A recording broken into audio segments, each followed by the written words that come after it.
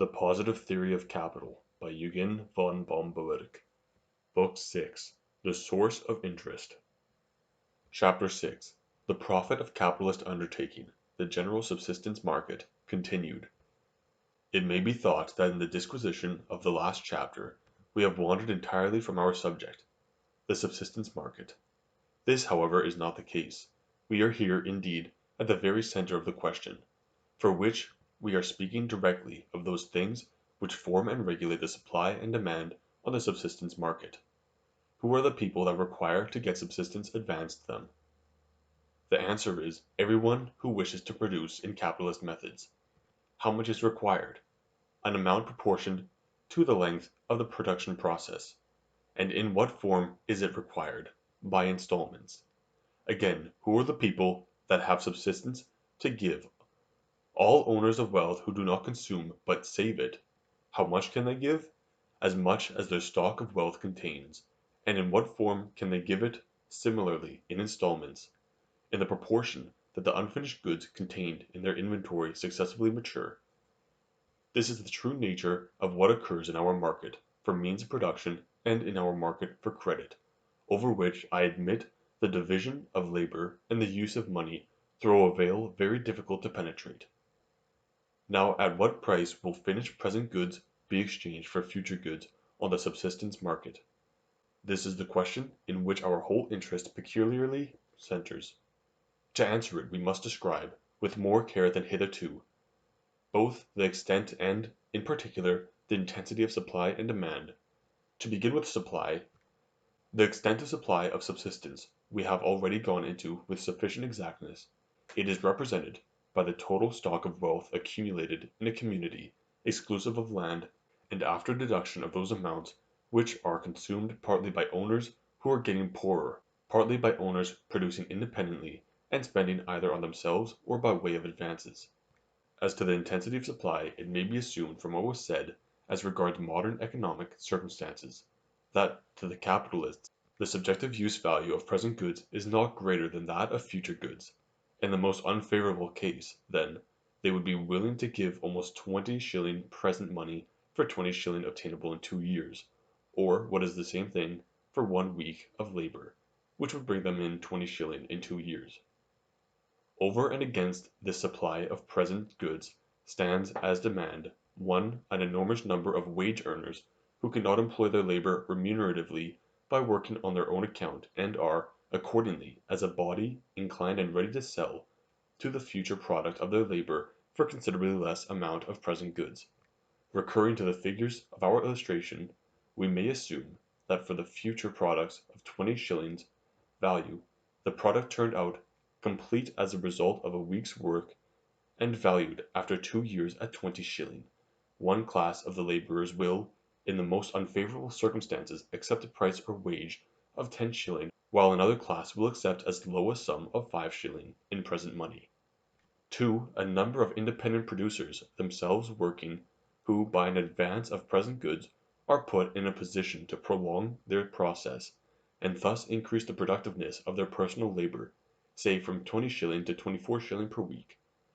Since these persons obviously get an advantage from this advance so long as it enables them to obtain anything over 20 shilling a week, they will be prepared, where necessary, to give up a portion of the surplus product of 4 shilling a week, as agio on the present goods to which they owe this surplus product. I purposely here mention only those undertakers who demand productive credit for the assistance of their own labor, and not those who demand for the employment of workers auxiliary to themselves. The demand of these latter forms only a passing stage. They take some part of the supply provided by the owners of wealth of the market, but only to offer it again on a different part market to the auxiliary workers. 3. A small number of persons who, on account of urgent personal wants, seek credit purposes for consumption and are also ready to pay an agio for present goods. Here then we see that in these groups constituting the demand, the circumstances are such that those who demand are willing and are able to pay for the present goods they require, where necessary by a larger sum of future goods, that is to say, by an agio. This being the state of the case, then, that all who own the supply value present and future goods alike, and all those who form the demand value present goods higher than future. The determination of the price simply depends on which side has the numerical preponderance. If more present goods are offered than are desired by the united demand, there can be no interest. The resultant market, as we know, must always be lower than the subjective value of those would-be sellers, who do not effect a sale. Now, if the demand is numerically too weak, and if, in consequence, all the present goods offered cannot find a sale, and if all capitalists, even those who cannot find a sale for their present goods, value 20 shilling present money at something like 20 shilling future money, the market price of 20 present shillings cannot be higher than 20 future shillings, and there can be no agio on present goods. If, on the contrary, more present goods are wanted than are offered, all suitors cannot be supplied. In methods with which we are familiar, the weeding out process of competition now ensues. Those who are able to offer the highest agio for present goods succeed in effecting an exchange, while the others, be they few or many, are shut out, even although they may have been ready to offer some smaller agio. But since the market price must always be higher than the bid by the excluded buyers, and since this latter contains an agio, it is clear that, in the circumstances, the market price must also contain an agio, great or small, for present goods. Now it can be shown, and with this we can come to the goal of our long inquiry, that the supply of present goods must be numerically less than the demand. The supply, even in the richest nation, is limited by the amount of the people's wealth at the moment. The demand, on the other hand, is practically infinite. It continues at least so long as the return to production goes on increasing with the extension of the production process, and that is a limit which, even in the richest nation, lies far beyond the amount of wealth possessed at the moment. Where a people, as in this case of Roscher's poor fisher folk, live from hand to mouth, it goes without saying that they will be eager to acquire the first hardly saved stocks, which allow them to make boats and nets, and their exchanges will be made with an agio against future goods. But among comfortably off and wealthy people, the position is different, not in kind, but in degree. If the stock of wealth be sufficient to maintain the population during an average 1 year's production period, every one will wish to engage in a 2 years' process with its greater productiveness, and the stock of wealth not being sufficient to advance subsistence to everybody for 2 years, there will be as before bidding against each other. The circle of suitors will be weeded out, and the agio on present goods will appear.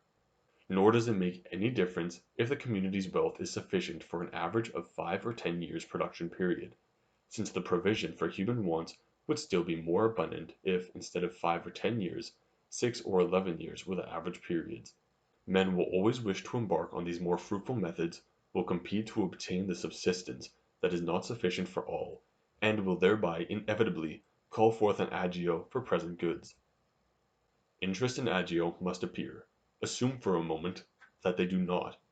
Present and future goods are exchanged on the great subsistence market at par, and the laborers, for the week's work, get the whole value of their future product paid down to them in present goods.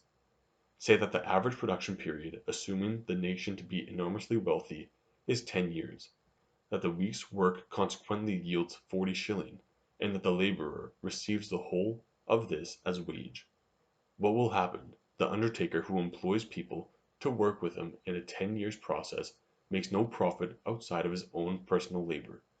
For the 40 shilling which the labor of his people yields him at the end of the production period has already been wholly expended as wage. But how if he extends the production period still further? If the week's labor has returned 40 shilling in the 10 years' process, experience tells us it will return more in a 12 years' process, say 44 shilling. In still longer processes, say 15 years, it may return perhaps 48 shilling. Now as the undertaker, by hypothesis, can buy present goods at par on the subsistence market, it would be foolish of him not to extend the production period for himself and his employees to 15 years. If he does so, he pays his workers out of the borrowed advances 40 shilling. The price from the labor market, in 15 years he recovers 48 shilling from the product. From that sum he pays back the advanced 40 shilling at par, and has remaining the respectable profit of 8 shilling out of each week of labor, and with this we have the surplus value, the profit on capital. prevent its appearance of laborer's wage would have to be raised from 40 shilling to 48 shilling, but this is not possible, for the well-known leveling tendencies of competition do not allow wages to rise permanently in any isolated branch, so long as it does not presuppose peculiar personal qualities, inasmuch as there will at once be a rush from less paying branches into any particularly paying branch, but neither is a general rise of wages to 48 shilling possible, because the existent stock of wealth is only sufficient for an average 10 years period. The extension of the process to 15 years, consequently, can occur only in isolated cases. The bulk of productive employments must continue the 10 years process, which yields only 40 shilling per week, and cannot, therefore, permit of any higher wage than 40 shilling. On the other hand, it is obvious that something else will make its appearance. However sharp undertaker A may be in borrowing money free of interest and securing a nice surplus value of 8 shilling per week of labor, undertakers B, C, D, and E will not be far behind. The desire to prolong the production period, and with that a demand for increased advances of subsistence, will become general. It will not be possible to supply this increased demand from the limited funds of subsistence, and finally the weeding out of competition will be among the classes who constitute the demand. Here then we have the agio again appearing in the universal market price of present goods, from which by hypothesis we had for the moment banished it. And this result as regards the normal and really economic provision of society is no less healthy than it is necessary. The possibility of obtaining means of subsistence free of agio would be certain to tempt undertakers into immoderate extensions of the production period. If this were to occur only partially and in a few branches of production, naturally the limited stocks of subsistence would leave so much less for the other branches of production. These latter would have to curtail their processes unnaturally, and there would ensue a deficiency in the social provision, which would outweigh the increased return got from the favored branches, through the immoderate extension of their processes. But if the excessive extension were to be introduced all over, the community stock of subsistence would come to an end sooner than the fruit of processes thus unduly extended could mature. There would be a deficiency in provision, want, and distress. Famine prices would recall the misdirected natural powers, and put them with difficulty to supply provision for the moment. All this could not happen without serious disturbance, expense, and loss. Now the constant present of the agio on present goods is like a self-acting drag on the tendency to extend the production period. Without checking it all at once, it makes it more difficult, and more difficult in proportion to the projected length of the process. Extensions which would be harmful as regards social provision are thus made economically impossible. Moderate extensions over the average process, however, are not absolutely prevented, but are limited to those branches where from peculiar economic or technical circumstances the productiveness that goes with the extension of the period is so great that they can bear the progressive burden of the agio. Branches, again, where longer processes are somewhat but only a little more productive are tempted to escape the burden of agio by recurring to periods under the average. Thus finally, under the influence of the agio, the total fund of subsistence is divided out automatically among the individual branches of production in such amounts that each branch adopts that length of process which, in the given condition of the fund, is most favorable to the total provision. At this point I think we may congratulate ourselves on having finished one of the most important demonstrations in the scope of our present task. It fully confirms those inferences which we had drawn from the nature of the productive instrument, labor as a future commodity, and it gives us the key to the explanation of the much disputed surplus value of the undertakers. It shows that in the great combined subsistence market of society present goods must have an agio as a legitimate consequence of the constant fact that present goods are more useful and are more desired than future goods, and that they are never present and offered in unlimited abundance.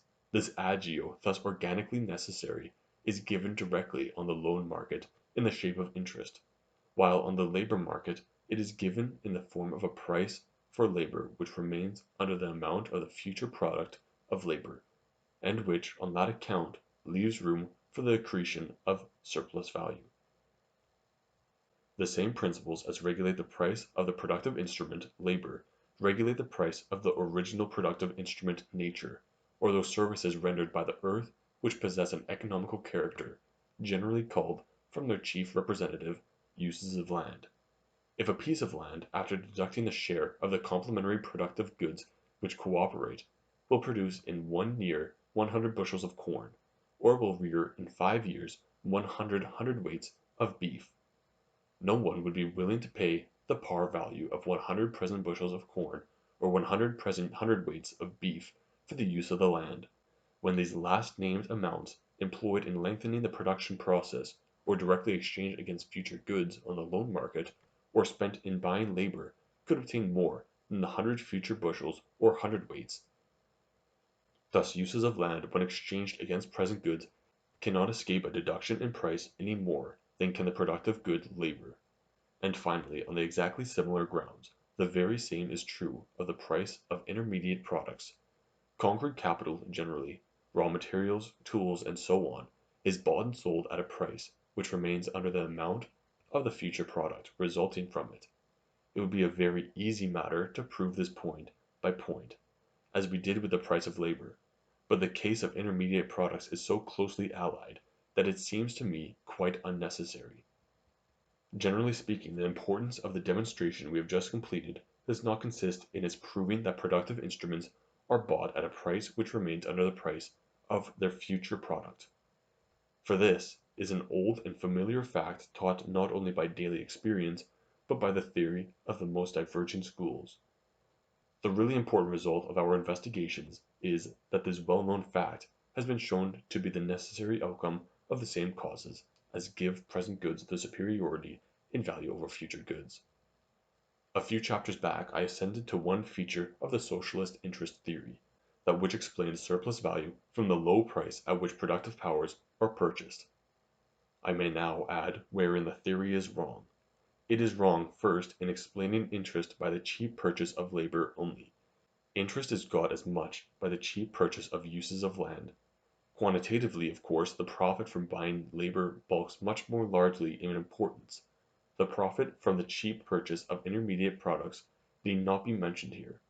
It is explained on the same principles as the profit from the purchase of the original productive powers. Second, as I have already said, the purchase is not so cheap as it seems to be, because the object of purchase is measured in undervalued future goods, while the price is measured in full valued present goods. And finally, the fact that the price of labor is relatively low is not the naked result of an exploitation in which want forces the laborers to acquiesce. To some extent, although probably to a less extent, the same would probably be the case without any compulsion, if wealth were divided almost equally among all. To prove this, let us recur for a moment to the consideration of those primitive circumstances which I hurried over as not immediately appropriate to modern economy. Suppose a society where all are owners of wealth, and all independent producers. Their labor, embodied in, say, 2 years' process, is moderatively productive.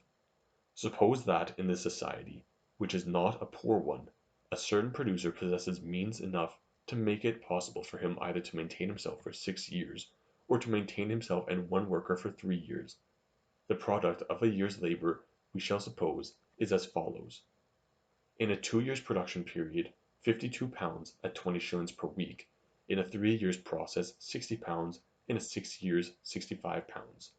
If this man employs his wealth in lengthening the period of his production without employing an assistant, he obtains by his 6 years' labor 6 times 65, which is 390 pounds. If he employs an assistant and works along with him in a 3 years' process, he reaps from his own labor in 6 years 6 times 60, which is 360 pounds. While the same amount is produced by the labor of his employee, how much can he pay this employee in wages? Obviously, it is quite impossible to give him the full 360 pounds, that is 60 pounds per year, in wage, for this would be to inflict positive injury on himself. Working by himself, he would have obtained in 6 years 390 pounds. By employing another, he only gets to keep 360 pounds. To avoid loss, he must, therefore, keep back of the product of the employee at least 30 pounds. and thus he will be able to pay himself at most 330 or 55 pounds per year. If he does so, the whole advantage of the business is obviously still on the side of the laborer. The undertaker gains nothing, but the laborer gains inasmuch as he now earns 55 pounds instead of the 52, which is all he could have earned as an independent undertaker with a 2 years' process. In these circumstances the idea of exploitation is out of the question. So is the idea of a forced agreement, and still the wage, although stretched in favor of the laborer to the extremest limit of the economically possible, remains under the full amount of his future product. Surely this is a clear enough proof that there is some other reason for the cheap buying of labor than compulsion and exploitation.